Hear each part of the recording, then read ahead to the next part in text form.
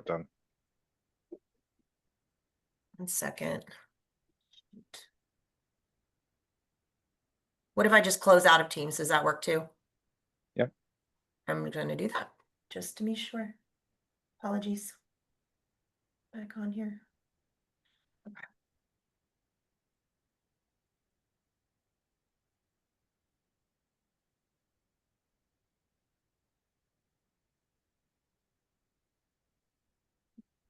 Greetings from Biosupply Management Alliance, fondly called BSMA, the global community of supply chain professionals in life sciences. I am Devendra Mishra, the Executive Director and co-founder of BSMA. Moving our world forward, we have Marken, UPS Healthcare Precision Logistics, delivering an extraordinary, pertinent webinar to all of us. And the subject could not be more timely in light of everything around us. Leading this webinar is one of our outstanding leaders of our community of BSMA and the industry at large, a great friend, Dan Bell himself. As many of you know, Dan is a leader of strategy, marketing, and pricing teams at Marken. Over the last, 26 years, he has brought innovation to our industry. He has helped many of us optimize the supply chain, particularly with a focus on transportation and logistics. The industry relies on this licensed US customs broker. The industry relies on his experience in cold chain packaging and temperature logging and good distribution practices. We are really privileged to have Dan lead this webinar. And before I turn it over to him, I just wanted to mention to all those that are online that the Q&A will be held at the end of the presentation. And I know you're here to ask your questions, and I hope there are many, many of them. They'll all be answered at the very end through your use of the Q&A icon at the bottom of your screen. The recording will be made available to everyone. And if there are questions that are not answered today, we will do our very best to follow up and respond to each one of you. So, ladies and gentlemen, may I present Dan Bell. Wow, Devendra, thank you so much. That very kind introduction. I'm very pleased to be hosting for this particular topic, and my accolades sound amazing. Thank you very much for that. But really, the meat of this conversation is going to be with two of our industry experts. It really is my pleasure to introduce our guest speakers. This is Dr. Rowan Iyer, who's the Senior Director of Global Cell and Gene Operations in Advanced Therapies at Marken. He has over 15 years in advanced therapy expertise. He leads our division that looks after that part of our business. It's focused, of course, on how we innovate and customize the solutions to deliver better patient outcomes in this space, and of course specializes in quality and scalability of biomanufacturing. Joining Rowan today, of course, we have Dr. Priya Barniak, I hope I've said that correctly, Priya, who is the Chief Commercial and Development Officer at Pluristyx, over 20 years experience in this field as both a business leader and a scientist in regenerative medicine and cell therapy. She has a proven track record in strategic planning, corporate development, of course, and operational excellence. She's a founding member of 2 biotech startups and has led marketing and sales, process and product development, and secured strategic partnerships. Rowan and Priya, thank you both for agreeing to join us today. We have a really exciting agenda. So I think perhaps we should jump right in. If somebody will advance us to the next slide, it'll take us to where we need to go.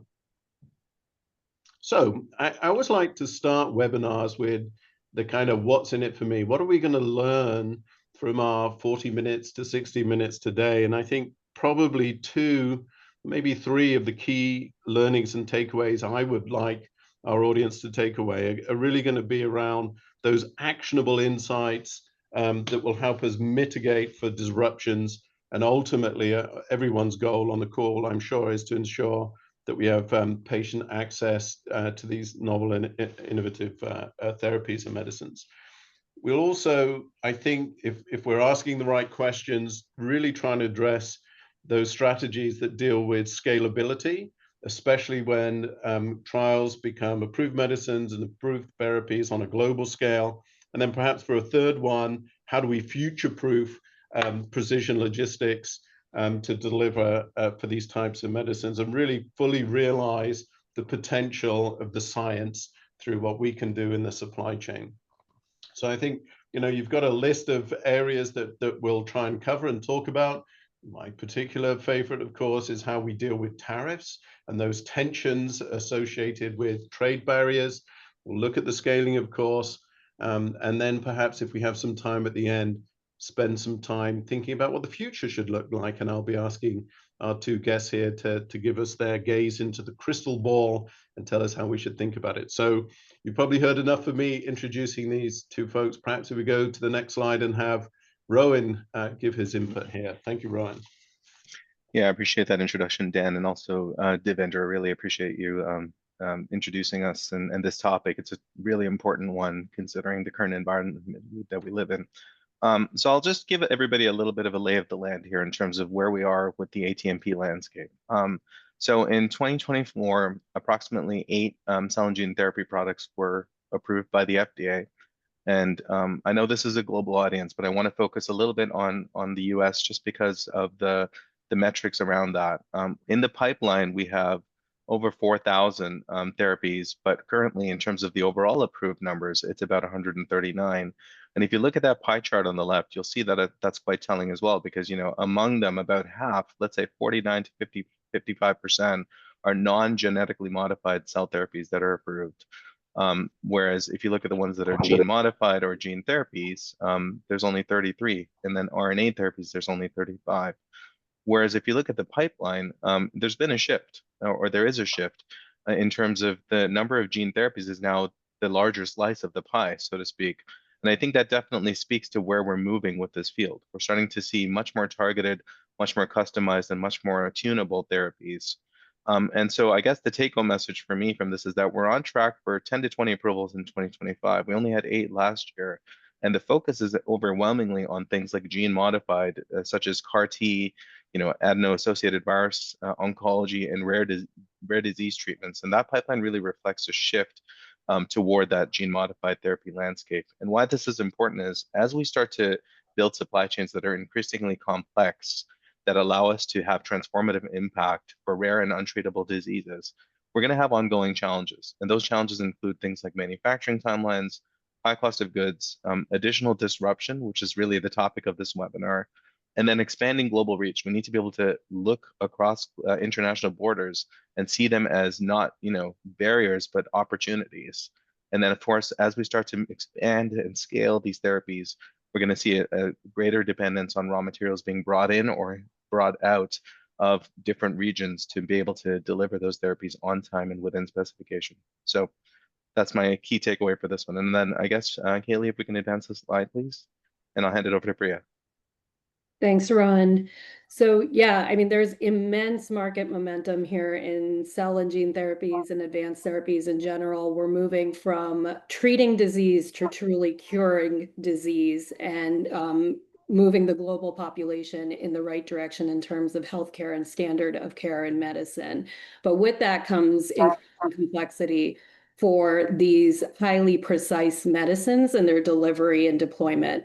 So, the promise of precision medicine goes beyond even just the medical implications for the patients and their families to actual economic impact on a global scale, right? So biotech is a sector that is growing globally at a strong CAGR. It's creating a lot of jobs and high-paying jobs, which is driving economic growth for countries that are realizing aggressive growth in this sector and leading to national security as well. Manufacturing, many countries agree, is a critical part of infrastructure and national security, and biomanufacturing is the new wave of manufacturing that has implications for national security.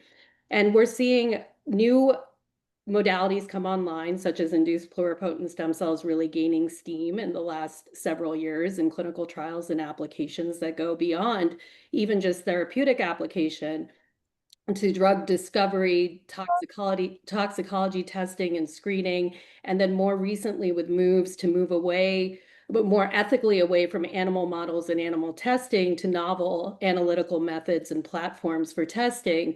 We're seeing this space really just continue to grow and the applications continue to grow for various cell and gene modalities. Again, there's so much of a global population that lives with either a disease, a disorder, or a chronic condition. And again, in the last 18 to 24 months, we've seen autoimmune diseases become another area outside of immuno-oncology for which cell and gene therapy is really giving us a lot of promise. And so the number of treatable humans, if you will, on a global scale is just massive. And so again, there's a real urgency in being able to deploy and treat these populations in a meaningful way, which means that our supply chain has to grow and mature with us. And we have to find ways, as you said, Rohan, to treat borders as opportunities and not as barriers to entry or delivery to truly democratize access to these therapies. And we're talking about multi-billion-dollar markets, again, that have huge CAGR rates, upwards of 30% in some of these areas, and even higher in others, maybe exosome-based therapies and others as they continue to evolve and mature. And so this is really going to drive global economies again. And the number of clinical trials continues to expand rapidly with thousands of clinical trials globally, many in Asia Pacific. And so especially for us, those of us who are more North America based, North America centric, again, we have to think very critically about how we serve this global market, the global population. And finally, manufacturing platform innovation is really shrinking the timelines for manufacturing of these therapies as we look at ways of delivering them, manufacturing them, and delivering them faster to patients in need, especially with conditions that are really a matter of days or weeks for the patient that makes a life or death decision for them. And we're seeing that we can bring the cost of goods down as well by employing these innovative manufacturing processes and shrinking those timelines. But again, that adds criticality and complexity to the delivery of these therapies. And so I know we're going to unpack all of this as part of our discussion. So I'll stop there. Well, thank you very much, both Priya and Rohan. I think you've set the stage for a really interesting conversation. So let's get into it. Let's get right into exploring some of those strategies that we might use to manage the critical complexities and also how we might mitigate against some of the risks that you've already highlighted. I'm going to kick things off, I think, with a question. Let's start with you, Rohan. As we think about advanced therapy and the surge in demand, the timelines are also compressing. And I was thinking about the announcement, it was maybe a week or perhaps it's now 2 weeks ago, from the FDA roundtable announcement on that incredible case of the 10-year-old child, KD Muldoon, who, you're going to correct me now as a scientist, but I remember it, that child had received the first ever customized in vivo CRISPR gene-edited therapy specifically for that child's ultra rare disorder. I'd really love to get your perspective on this. Is the industry ready for therapies on demand, right?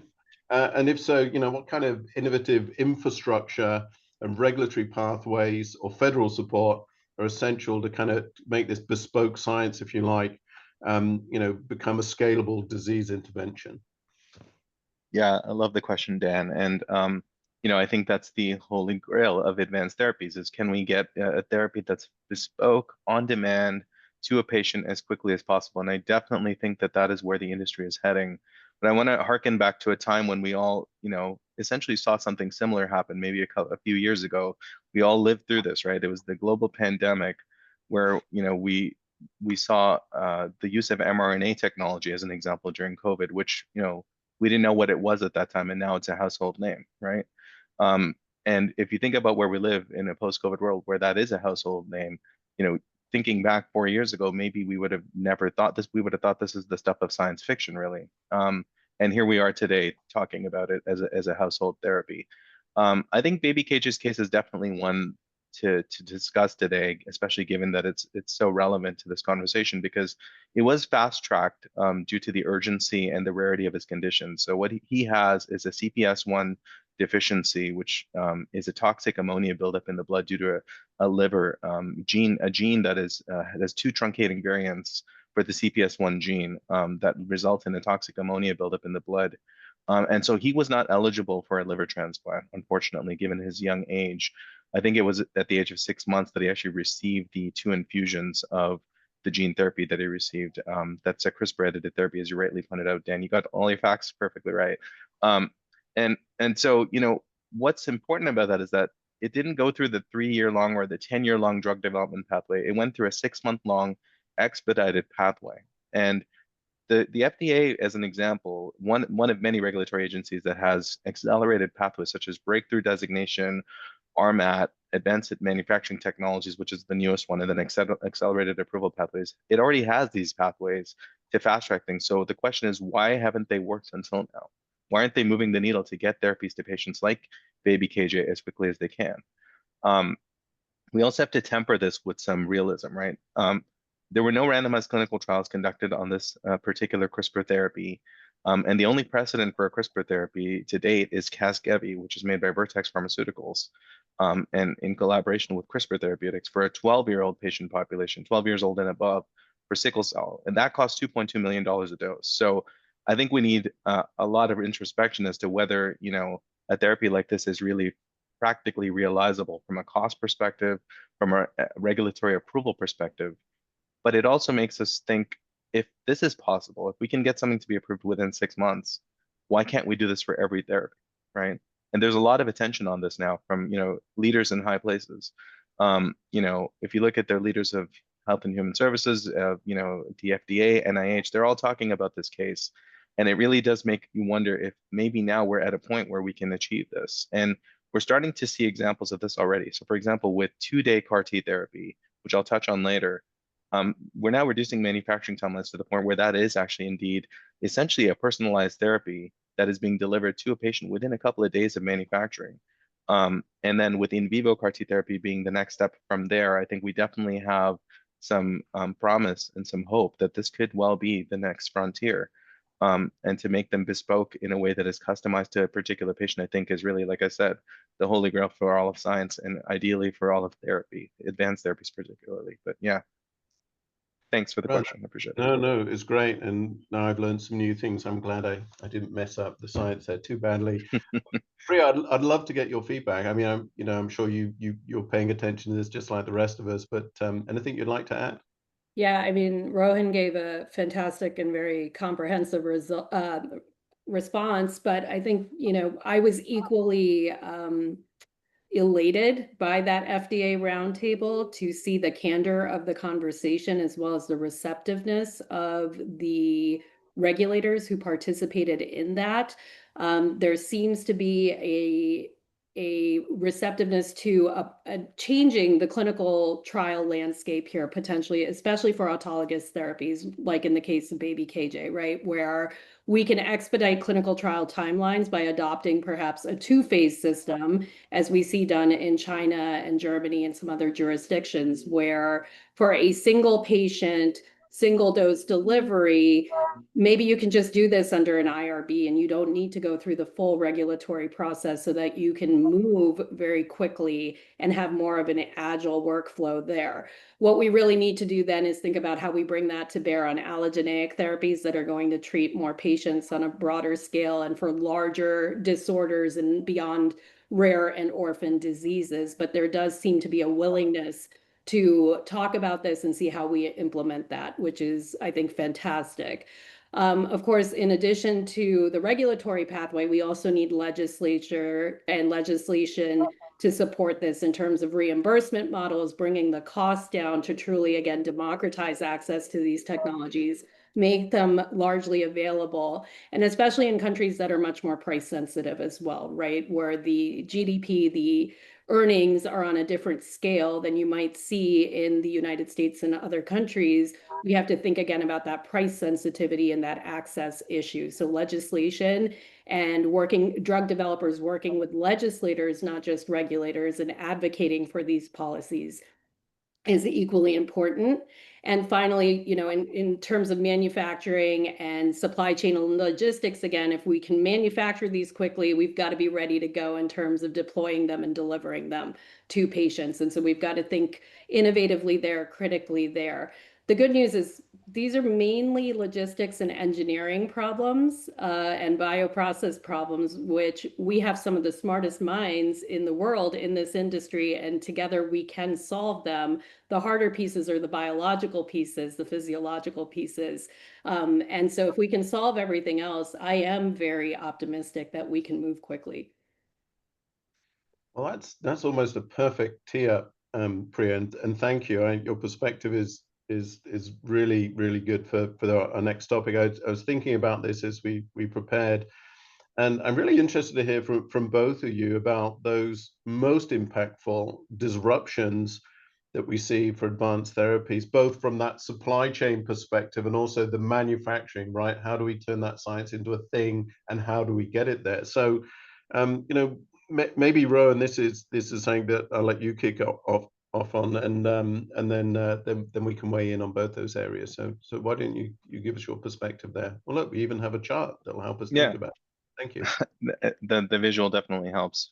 Yeah. So, I think you're right. I think one of the biggest issues that we're seeing today, and that's so topical, is the disruptions that occur both in manufacturing as well as kind of in the supply chain, and they're joined at the hip. These are not two separate disciplines. One depends on the other, and there's an interdependence. It's almost a symbiotic relationship in many ways, right? So I'll focus maybe a little bit on the left, and Priya, maybe you can, give us your manufacturing expertise on the right. But what's represented here is really a circular supply chain, which is more a bit related to an autologous therapy model. But equally, all of these same unit operations would apply to an allogeneic therapy model. And if we kind of go around the circle, starting at the top, you have a typical starting material would be, let's say, a blood collection, a skin biopsy, or perhaps, let's say, a master cell bank that's used to manufacture the product. As we go through that supply chain, and if you maybe direct your eyes to the left side there with that list of supply chain disruptions that could occur, I mean, the number is staggering, really, right? We've already heard about the impact of tariffs and trade conflicts that are occurring right now, which is really topical for today's webinar, and the cost implications that can be having on our supply chains as we import and export goods in and out of the country. We'll touch upon that in much more detail later. There's, of course, geopolitical and regional instability, things like limited access to airports due to, missile strikes and things like that we've seen lately, such as the one that happened in Tel Aviv. We've had IT disruptions, such as the CrowdStrike IT update that occurred late last year. And of course, then the strike in Newark, the FAA strike in Newark that continues to plague the air traffic control staff there. These are all real world crises if we think about them, and they have real world impact in terms of the patients that are depending on these services and these service providers to be able to be in operation 24/7. So in addition to geopolitical and real world crises, there's also the resilience factor. People, vehicles, and tools, all of this stuff requires strategic investment, and we need to be able to make sure that these things act and react on a timely basis and without any error. And then having a mission critical mindset. So, understanding that failure is simply not an option for these patients. These are patients that have rare or intractable diseases that depend on this and have gone through 3 or 4 prior lines of therapy prior to receiving these advanced therapies. So we simply cannot fail. And so therefore there's a high expectation and a high burden on the shoulders of supply chain and logisticians to be able to deliver on time and within specification. We've also seen some disruptions lately in the scientific and structural headwinds that we're seeing from cuts to funding. It's an unfortunate consequence of, sometimes political agendas, but at the same time, we're also trying to streamline the way research is done across multiple areas of government. And so we want to make sure that we understand the implications of those disruptions to the supply chain as well. What we thought was easily something we could get from another country is no longer easy to get, nor is the research that backs up that therapy or that commercial product available as easily as it used to be. And then lastly, I'd say a bit of a shift in terms of the capital market. So the VC funding has started to move towards less toward the, hey, let's take a chance on this, and more towards that this is a much more safe bet. I'd rather get a return on my investment within 6 months to a year than wait 10 years to see some sort of a return. So there's a little bit of speculation on the part of the capital markets as well. But I'll hand it over to you, Brian. Hopefully get your thoughts. Yeah, thanks, Rohan. From the manufacturing side, as you mentioned, the circular workflow is more of an autologous workflow where we're taking something out of a patient, putting it back in the patient, but certainly there's a human at either end, even for the allogeneic piece of it, whether it's a donor going into a patient. And so a lot of the same considerations, right? The first one just being getting the patient or the donor in the chair to collect the materials, the starting materials, if they're cellular starting materials. And again, with a lot of the disputes, the wars that are occurring and the disruptions, it makes it hard for people to get where they need to go on a day-to-day basis. So having been very involved in running an apheresis business, more than half the battle is just getting the human in the chair some days. And so, it starts right there at that very human element. And then there are many nodes of risk as we move through the workflow that you touched upon with the supply chain, but also in manufacturing, right? So we've got to collect these tissues. We've got to make sure they're collected appropriately. The patient or the donor is healthy enough to do that then we can do what we need to do with the cells, manipulate them appropriately to deliver them in the format that they need to be delivered to manufacturing, to either activate them, genetically modify them, or isolate certain cell types, expand them, etc. And then we have to make sure that our manufacturing processes can support this, right? And at every stage, there's always the risk of loss of material every time that you're transporting this material from one place to another. You've got to make sure the chain of custody, the chain of identity are maintained properly for a clinical product, and all the documentation is there, and all the different stakeholders are working in synchrony to ensure that that's happening in a timely fashion, so you don't have material that's sitting when it doesn't need to be sitting, and that you're processing it in a timely fashion. And you also have risk of contamination with open manual processes, which is largely what we rely on as an industry today. Finally, process analytics, right? Critical process parameters and process analytical technologies, which we can talk about a little bit more, are also really important for real in-time monitoring and knowing whether your process is working, you're on the path to success or not. And oftentimes we have to wait weeks to find out that a manufacturing process went sideways, and having incurred all the time and cost behind it before we know that we've failed. And so again, how we test the material and release it, the timeliness of that, whether it's fresh material or frozen material. Some of these tests, like sterility testing conventionally, can have very long lead times, weeks. So you might be administering this therapeutic at risk if it's autologous, or you are, waiting to administer it to a patient if it's allogeneic. And sometimes even in the autologous realm, you're waiting a little bit longer than a clinician might prefer to be waiting. And then finally, we can't minimize the importance of proper cryopreservation, cryostorage, given that a lot of these therapeutics are currently frozen and deployed, transported, and delivered to the clinical site in a frozen format. So all of that has to come together seamlessly. And again, it's a lot of unit operations that have to occur almost near flawlessly to get this therapy back into a human being. Wow. Well, thank you, both of you, for your insights. It sounds complicated enough, but I kind of want to press a little bit on one of the areas that maybe we didn't cover, or if we did, I want to dig a little deeper. And I'm going to ask you, Priya, when I'm thinking about those high cost of goods when you're developing an advanced therapy, and cost is dollars and cents, but it's also how those are acquired. I'm kind of curious, how you're navigating those kind of key market drivers that impact manufacturing costs. If you have some thoughts on that, I'd love to hear those. Just I don't want to gild the lily, but I feel like there's something else there we should know about. Yeah, I have a lot of thoughts on this. What we do is very special, but it's also today just cost prohibitive for most people. And so this is something that, we think about very critically as an industry. How do we drive this cost down? And I think, 99.99% of us are in this industry, given its complexity and how difficult it seems at times, because we're truly passionate about bringing these curative therapies to patients and families in need. And so we have to drive this cost down. Some of the key drivers are, again, just the complexity of procuring tissues and starting materials, of manufacturing them, and the manual processes that are required today that are highly labor intensive, right? The specialized raw materials that we have to use are also very, very expensive. Growth factors, cytokines, viral vectors. You look at a bill of materials for any cell therapy or gene therapy manufacturing process, and these are some of the major cost drivers. So how do we manufacture these at scale and in a way that brings those cost of those raw materials down? That's something that we really need to think about. And again, because these are such bespoke and specialized processes that are highly manual, again, we require a very highly skilled labor force on a global scale.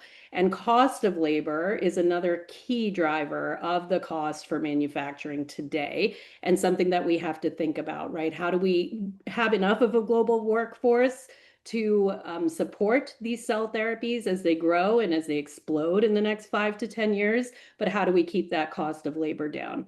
And then finally, the stringent regulatory requirements for GMP or clinical compliance across the globe also add complexity as well as cost. If we can move away from having to manufacture in ISO 7 and ISO 5 clean rooms to more modular, closed, automated systems, we bring down the cost of labor, we bring down the cost of GMP facilities and infrastructure and manufacturing. So these are all areas that we consider to explore as an industry and think about.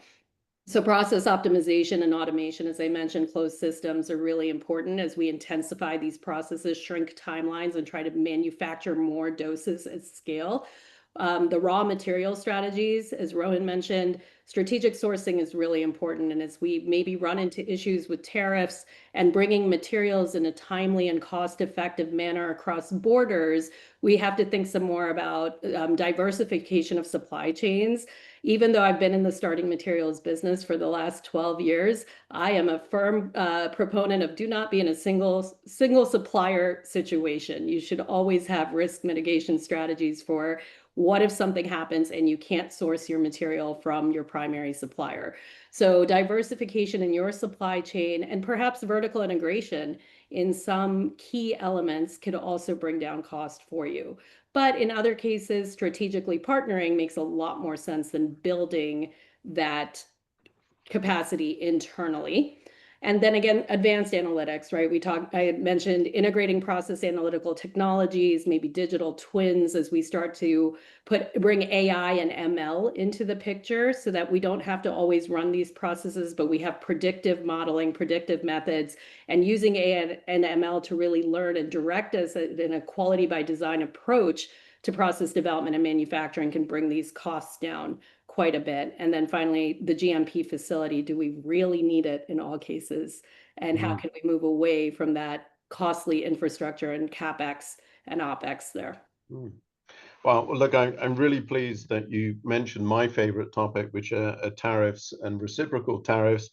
And it's my favorite topic because it seems I get asked about it half a dozen times a day, and I'm always keen to hear somebody else's perspective, even if it's to tell me how it's hurting or impacting our business. I think the uncertainty, as somebody said to me the other day when I asked them if they were concerned, they said, we're concerned overall, but we're going to wait and see what tomorrow brings us, because for sure it will be a new story. So that uncertainty is hard to manage. Rohan, I know you've certainly had those same conversations I've had with some of our clients. Anything you want to add to that? I mean, this is a big topic, but anything you want to add in this area before we go to another area? Oh, for sure. I mean, it's definitely been brought up to me as well. in terms of, we want to, I'll give you examples, tangible examples, right? I've had customers that want to move an apheresis product into APAC. They're worried that if they, don't have the right permits in place or the right documentation in place, that it's going to take a lot of time to get in there and get out of there as a drug product once it's been manufactured. And also, what are the tariff implications of the raw material specifically going into a region where there might be not only tariffs in one direction, but reciprocal tariffs in the other direction, as Bria alluded to earlier. So there's definitely impact there. Another example that came up recently was we were asked by a customer to build some kits for them. Apheresis kits, things that are required as part of the manufacturing process. The components of those kits are considered not a raw material, but they are tariff, non-tariff exempt, I should say, right? In many cases. So depending on the Incoterms and who's paying, you might end up having a double whammy impact and depending on where you build the kits too. So we build our kits in Hamburg as an example. Once they come back from Hamburg into the US, that's a new package of new stuff, not the original stuff that was making up the kit. So does that have a tariff impact? So we're getting this question a lot, and I think there's a lot of hidden exposure there, right? As an example, the USMCA exempts certain compliant drugs, but not the raw materials inputs, as I mentioned. So the tariffs can be as high as 25% just within Canada, the US, and Mexico. The US-China situation, for example, has tariffs up to 245% on APIs, active pharmaceutical ingredients, and 125% reciprocal tariff. So this is getting to be real, right? And we really don't need 125 or 245% tariffs on a $2.2 million gene therapy, do we? So what we need to really think about, to Priya's point earlier on, is diversifying the supply chain, not putting all of your eggs in one basket, having multiple options, having local manufacturing capabilities that are closer to the patient where possible. And so, like I said, I think that demands a little certain element of planning and preparation, right? Can we actually look at, okay, do we have a local manufacturer within the region that the patient is going to be treated, apheresed, and have that entity, conduct that process, that unit operation? Can we also have more customs expertise? So people who are fluent in trade laws, just such as yourself, Dan. I know you're, one of the experts in this area. Not to make you blush, but we would welcome your inputs on some of these questions too, right? You don't only have to be asking them; you can be answering them as an SME. And the tariff exemptions as well. Where are there exemptions on clinical products, on commercial products that we can start to leverage the laws and reforms and regulations that have been put in place to protect patients against the rise in costs?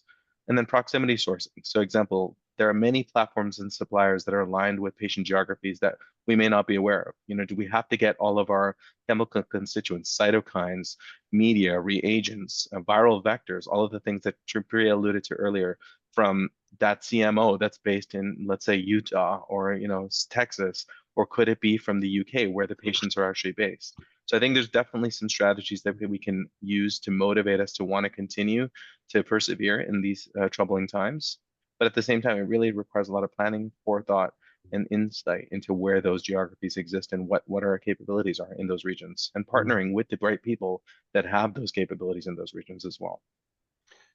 Well, thank you very much. It sounds even more terrifying than I thought coming to the conversation. But I'll make a few comments. Perhaps I'll put my my trade hat on for a minute. There's some fundamental building blocks, or at least areas that we have to understand. One, of course, I think you both spoke about the rules of origin. And the rules of origin go, where it's made and where did substantial transformation occur, how it went from this thing to this other thing, and how it's treated. I think valuation, right? We've seen the value, the selling value of the therapy, be incredibly high. At least when I look at it, seems terrifying. So rules of origin and of valuation. I think the other part comes down to exemptions. The first question I ask is, let's think about how your product may be exempted from tariffs through either a special provision or by the type of product it is. And if it isn't, we've been very lucky, or by design over the years, that pharmaceutical products and API at certain phases are exempted from a lot of this.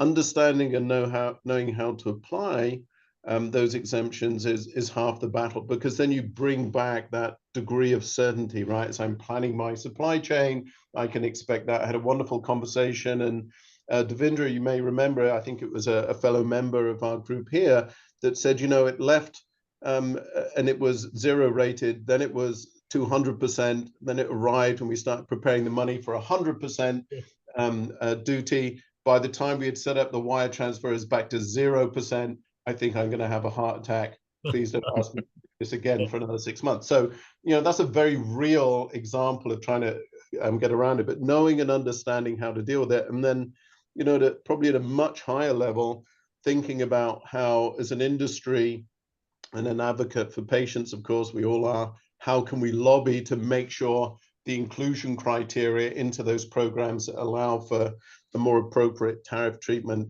are enacted. And of course, that's right, your congressman, at the end of this webinar. So I'll get off that soapbox.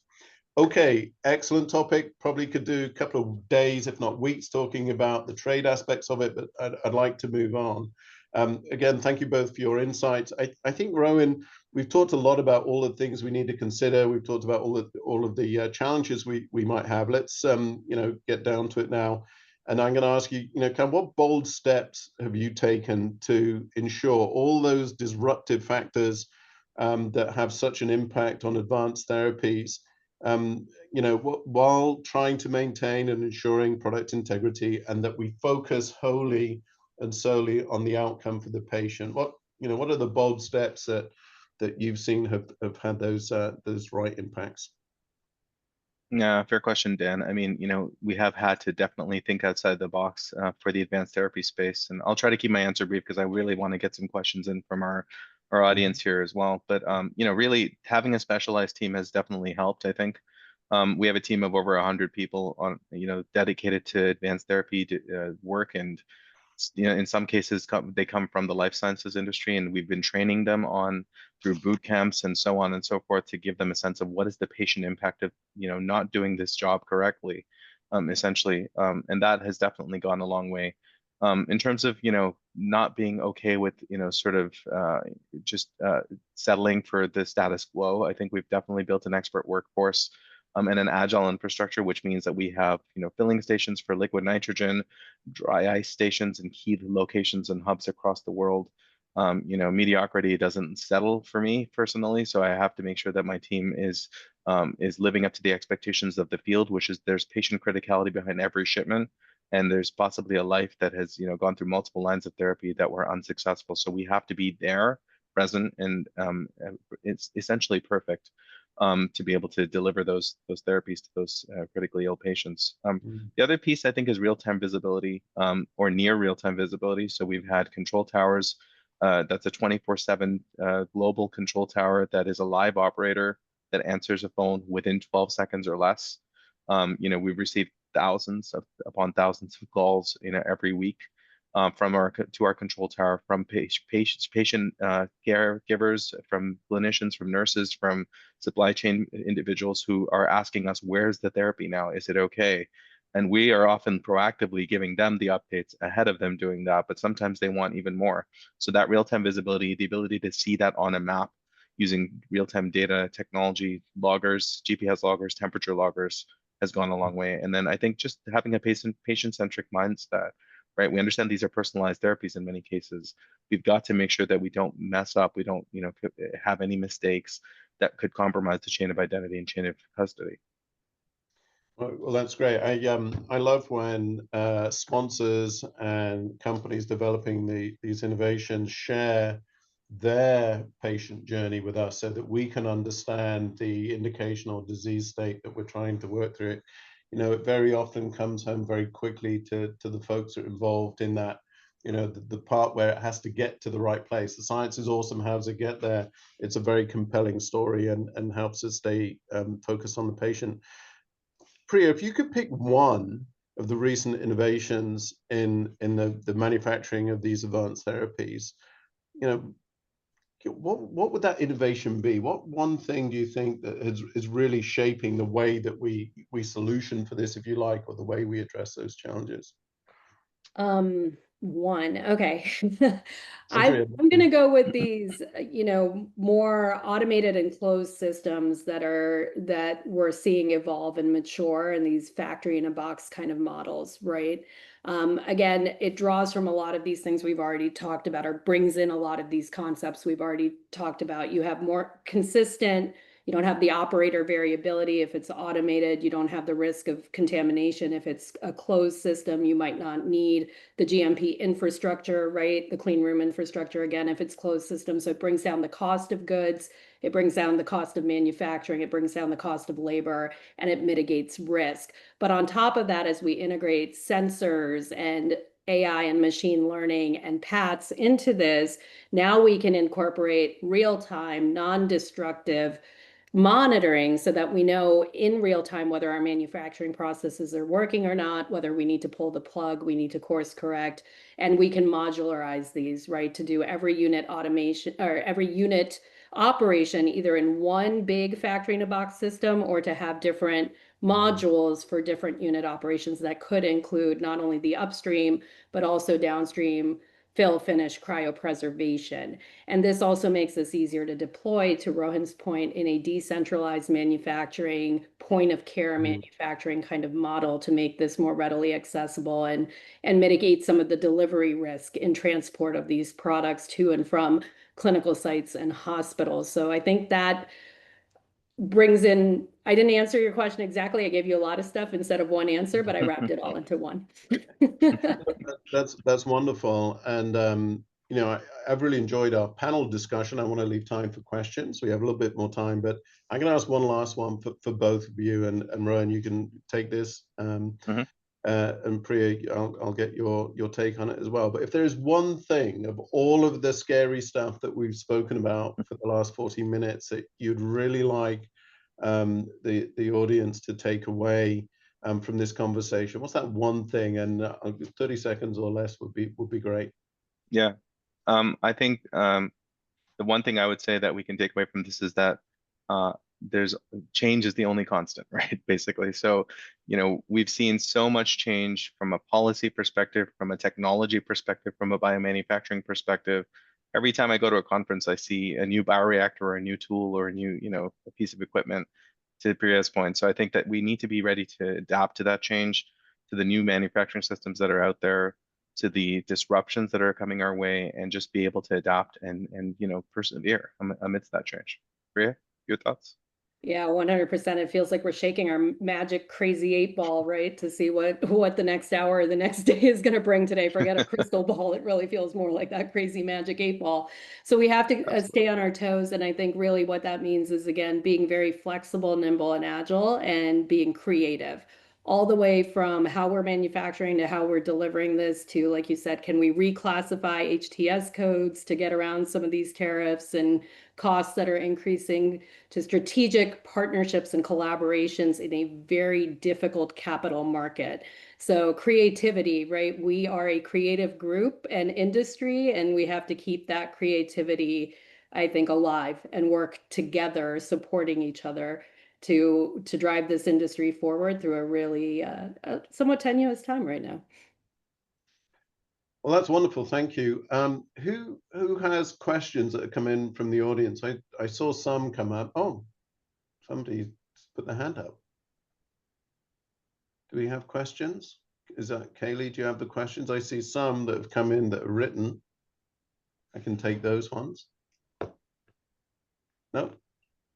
Okay. It's strange, Devindra, it says Devindra has a question, but I don't think you do. I'm going to take some that I can see that have been put through in text. This is a question. It says, what are the most critical lessons from those recent disruptions that we've lived through? And of course, COVID, I don't think we'll ever stop talking about it, although I'd be happy to forget it for a little while. That advanced therapy need to integrate, right? Those lessons that we learned from doing that, what do we need to bring back in? And if we don't adapt and learn from those lessons, what are the consequences? So what can we learn from that? Either of you, take it, run with it, personal experience. Well, I think we saw a lot of issues with, I mean, obviously with supply chain during COVID-19 and those disruptions, right? All the way from toilet paper to PPE, and that left everyone scrambling. So I think thinking critically about national stockpiles in this space specifically and what materials we might need in case we have another global pandemic or some sort of unforeseen event that could cause those kinds of supply chain disruptions is very important. But thinking about your own critical supply of raw materials and how you again mitigate risk in your supply chain through diversification is very important. But I also caution against, each of us hoarding materials because that doesn't help the industry either, right? If you are hoarding something that I need and now that's stalling innovation and that's keeping me from accomplishing my goal, are we really moving forward together? So there's a fine balance there. Rohan, what are your thoughts? Yeah, no, I think that's definitely one of the biggest lessons to learn from the most recent disruption, global disruption we've seen in notable history, I would say. My take on this is a slightly different one. I kind of think back to the time when human embryonic stem cells were outlawed, or new derivation of human embryonic stem cell from embryos was outlawed, and we eventually came up with iPSCs as a consequence of that. It was a happy consequence. It was a serendipitous consequence. So I think of this as less of as a barrier, but more of an opportunity. So when disruption occurs, how do we see that as the glass being half full, right? Well, technology has often been developed in response to major disruptions. If we think back to 9/11, how did that improve our screening and management of air, passenger traffic and safety across the world? Similarly with COVID-19, similarly with the derivation of iPSCs instead of using the use of human embryonic stem cells, these have all brought on positive change in many ways. So I like to think of this as, maybe I'm an optimist, I'm not sure, but I like to think of this as an opportunity to take something away from this and say, well, what can we now do to localize our manufacturing? What new technologies can we derive, just as the CRISPR therapy that baby KJ received, that would make it much more easily to treat this person in 6 months or less, and not depend on these complex supply chains that ultimately cause these disruptions in the first place, or are affected by those disruptions in the first place. So that's my feeling on it. I love this anti-fragile take that, we have to bend it to the point of stress to help us innovate and come up with those great solutions. Devendra, I see that you would like to ask something, and I'd love to give you the opportunity. Go ahead. The question that came to my mind was that I heard all of the experts talk about the challenges that the industry has. Obviously, it's a very competitive industry, intellectual property is involved. Are there areas the panel would recommend where we can promote collaboration in the resolution of the problems? Can you advise us of one or two areas where we can reach out to other participants in the industry and say, well, why don't we get together and figure out a solution?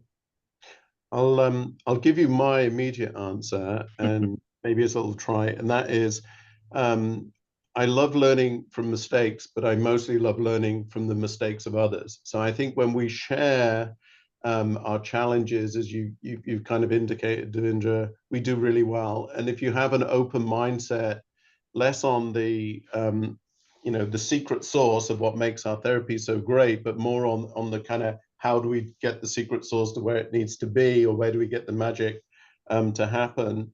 I think we do very well. And there's some great forums out there. Perhaps we can share those after the webinar, societies and groups that come together. The one thing that we have to do is read, interpret, question, challenge, ask our colleagues in the industry, because that's the only way that I think we'll truly grow. But I'd love to hear from the panelists. I'm sure they've got a take on this too. Great question. I think we've seen some pre-competitive models emerge, and again, some consortia come out that give public-private partnerships and industry members ways of accessing innovation and having these conversations without the IP constraints or concerns perhaps. And so more of those pre-competitive models, more of that knowledge sharing. I absolutely agree with you. I think my biggest contributions through my PhD and postdoc were probably what failed rather than what worked to science. And so I think we absolutely have to continue to be candid about our failures and trying to keep others from recreating those so that we can leapfrog those to move forward as an industry. In terms of what areas, everywhere, everything. With collaboration, we can move so much faster and accomplish so much more than we could alone. So I'd say there isn't a single area where we shouldn't focus on collaboration. Yeah, I completely agree. I mean, I live in Canada, in case people didn't realize that, and we have no choice but to collaborate here. We have lots of public and private partnerships. Um, you know, Back in the day, I was working with CCRM, which is a nonprofit that was working with Cytiva, that's a for-profit company, and all of them were working in a single team in a single lab doing process development. And I think back to that model and how all of the government grants that seeded that idea were possible because of the environment that we live in here, all of which occurs in the University Health Network, which is all the hospitals literally on the same street on University Avenue. And I think that model literally, I think, is what we need across all of our industries, to Priya's point. We cannot exist in a vacuum. We should not see people in the same discipline as us, whether they're logisticians or biomanufacturing professionals, as our competition, but as our partners, and share knowledge, to Priya's point, absolutely. Well, there is one last question, and it's been asked in several different ways, but in our last few minutes that we have here, this is for everyone really. If you had that magic wand and you could immediately remove just one major barrier to accelerating and scaling those advanced therapies, what would your magic wand do? Rohan, you want to go first? Oh, that's a tough one. I have too many magic wands I'd want to wave there, but I think the biggest issue right now for advanced therapy is that we have a lot of different technology that's being used, and they all work in their own good way. But I think it would be nice to see an aligned approach. As I mentioned earlier, I don't think we should see people in this discipline as competition, but can we use the Cytiva bioreactor with the Thermo Fisher, the isolation unit, or whatever the case may be, and make the best solution for the patient? And I think the same applies to supply chain, right? If there's someone out there that does it better than us, we should be willing to do that to allow the patient to get their therapy quicker. So just dissolving our sort of quote unquote egos and allowing for the best solution for the patient, I think would go a long way to getting people what they need on time. I love it. Priya, what's your I'm big going to wish? give you another multiple answer rolled into one answer, Dan, which is my MO, which I'm going to boil it down to also piggyback off what Rohan said, to education, right? We need to continue to educate each other and for us to be innovative and for us to iterate and move quickly. We need to continue to educate our regulators on how we can move these quicker and why they're safe or where there might be issues. We need to educate our legislators who are making the laws that either make these accessible or not and affordable or not on these therapies. And we need to educate the public, because what we do is really not voodoo or science fiction, and science is real. I'm not going to get political, but it is real. And we need the public behind us in also supporting and rolling all of this up to success. So I think education and advocacy are a big part of this. Well, look, thank you, both of you. We are getting close to the end here. I have to say, one of the goals I always have, and one of the reasons I agree to being part of these events, is I want to come away a little bit smarter than when I open up the call. And I feel that between the two of you and some of the questions we've received, I hope that I've achieved that goal for myself, but more importantly, for the folks that took the time today out of busy schedules to come and join us. I want to thank Devendra and, of course, BSMA for creating a forum where we can share these ideas, challenge and ask ourselves those types of questions. And that's probably enough of my chit chat. And I don't know, Devendra, if you'd like to close us up from what I could only describe as a very enlightening session. Thank you. I would merely say or echo what Thomas Z reported online from Catholics in Europe. He said this is one of the best webinars he has attended. And I would have to echo it for the simple reason that in this nascent industry of ours, how you experts have so clearly, explicitly, granularly focused on issues and given us some ideas, something to think about, given us some solutions is invaluable. And I think our challenge is to, what is the next webinar that we must conduct? Maybe the next webinar is about, hey, what are the failures we've had in advancing the supply chain, building the supply chain for this advanced precision medicine? Maybe that's what the webinar should be. But I want to thank all of you, particularly the Marken team and the experts and all those who have attended for supporting the mission we have, which is basically to learn from each other. And I am looking forward to you, all of you, connecting with us and growing this group so that we can share more and more and get it better at what we do. So thank you for your time and thank you for learnings that we've had. We shall see you soon. Thank you so Thank much. you. Thanks all. Appreciate care. your time.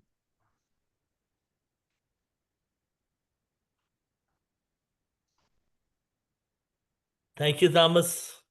Thomas Zay is there. He's still hanging in. Thomas is one of the most qualified people in this space of personalized medicine, and he's been doing incredible work in Europe. So, Thomas, thank you for being part of the team. Well, thank you. I'm learning from organizations like Marken and BSMA and the others. Kudos for the initiative. This was fantastic seminar, the webinar, I should say, and we're looking forward to it.